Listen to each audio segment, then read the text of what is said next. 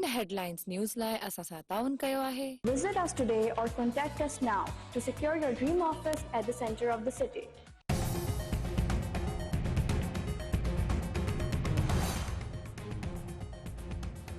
निगरान हुकूमत भी महंगाई की मारियल अवाम ते पेट्रोल बम किराए छो। पेट्रोल की फी लीटर में 26 रुपया 2 पैसा इजाफो। पेट्रोल की नई कीमत 331 रुपया 38 पैसा थी वही। डीजल की कीमत में 17 रुपया 34 पैसा फी लीटर इजाफो। डीजल जो नओ अघ 329 रुपया 18 पैसा थी वो। हाई स्पीड डीजल की कीमत में भी 17 रुपया 34 पैसा फी लीटर वाद नोटिफिकेशन जारी। तेल कीमतन जा नवा अघ लागू थी विया।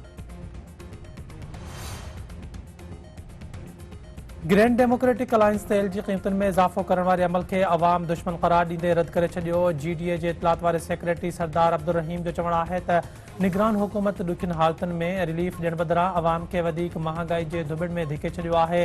तेल जूं कीमतूं वधाइण अवाम के वात मां गिरह खसण बराबर है। तेल जूं वधायल हाणोकियूं कीमतूं बिना देर वापस वरतियूं वञनि।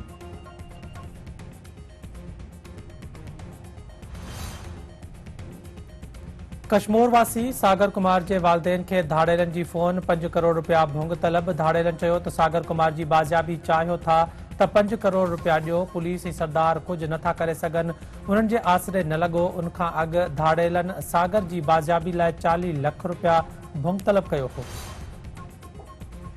ओबावड़े भरसां जी जोरींदड़ हादसे में फोत थियल 4 ॼणनि जी जनाज़े नमाज़ अदा। हुसैना खातून सवेरा उज़ैर ऐं निज़ामुद्दीन जी बवरल में जनाज़े नमाज़ अदा कई वई। जनाज़े नमाज़ में सियासी समाजी अॻवाननि वारसनि शहरनि जी वॾे अंग में शिरकत। सुल्तान फरज़ाना शाज़ेब ऐं जानिल जी जनाज़े नमाज़ माही चौक सादकाबाद में अदा कई वेंदी।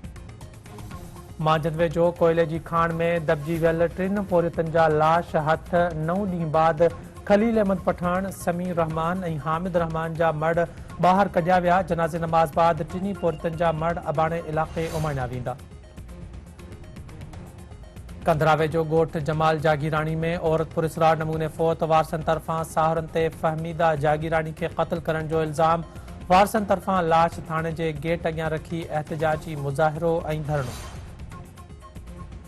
अॻूणे अमरीकी सदर डोनाल्ड ट्रंप के चूंडुनि में मदाख़लत केस ते बयानबाज़ी रोकण लाइ अदालत में दरख़्वास्त दाख़िल। स्पेशल कौंसल जैक स्मिथ अदालत में दरख़्वास्त दाख़िल कई है त डोनाल्ड ट्रंप के अहिड़ा बयान जारी करण खां रोकियो जंहिंसां गवाह या ॿिया माण्हू हिरासां थियनि या डिॼनि। जैक स्मिथ जी दरख़्वास्त डोनाल्ड ट्रंप तरफ़ां 2020 जी सदारती चूंड जा नतीजा तस्लीम न करण ऐं मदाख़लत लाइ केस बाबति आहे।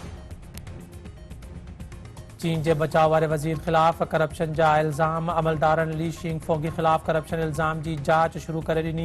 परॾेही ख़ाबरू एजेंसी मूजिब बचाव वाले वजीर ली शिंगफो ते फौजी सामान की खरीदारी वाले मामले में करप्शन जा इल्ज़ाम आहिनि। चीनी फौज के 8 आला ऑफिसरन के भी जांच में शामिल किया वियो है, जेकी 2017 का 2022 ताईं ली शिंगफो के मातहत कम करे रहा हुआ। एशिया कप के फाइनल में भारत और श्रीलंका की टीमन में मुकाबलो थींदो। फाइनल पाकिस्तानी वक्त मूजिब सुभाणे 2:30 वगे शुरू थींदी।